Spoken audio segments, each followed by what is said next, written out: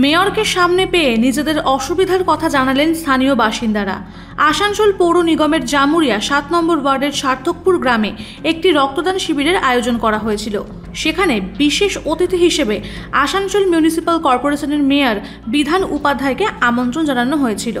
বিধান উপাধ্যায় যখন মঞ্চে ছিলেন তখন কিছু স্থানীয় মহিলা ও পুরুষ মেয়রকে এলাকার জলের সমস্যা নিয়ে অভিযোগ জানান। সার্থকপুর গ্রামের স্থানীয় বাসিন্দা কান্তিময়ী কর্মকার জানান, সার্থকপুর গ্রামে জলের প্রচণ্ড সমস্যা রয়েছে। ভোট আসে তখন রাজনৈতিক নেতারা তাদের জলের সমস্যা মিটে যাবে বলে ভোট চান। তারা জল আসবে ভেবে ভোটও দিয়ে দেন, কিন্তু সমস্যার সমাধান এখনো পর্যন্ত হয়নি। কত কত গ্রামে জল চলে গেছে, কিন্তু সার্থকপুরে আসছে না। ভোটের পর ভোট হচ্ছে, সবাই বলে যাচ্ছে যে হ্যাঁ জল দেবো, কোনোবারই জল ঢুকছে না। সেই জন্যই মেয়র সাহেবকে আমি এসবই জানালাম, যাতে এই সার্থকপুরে জল ढुके।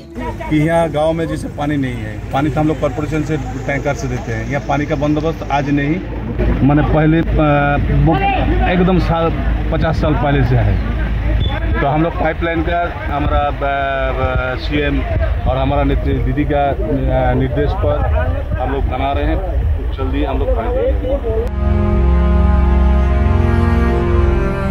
জামুরিয়া থেকে হরি ঘোষের রিপোর্ট, ANM নিউজ। আরও খবরের আপডেট পেতে সাবস্ক্রাইব করুন আমাদের ইউটিউব চ্যানেলটি আর বেল আইকনে ক্লিক করুন নোটিফিকেশনস পেতে।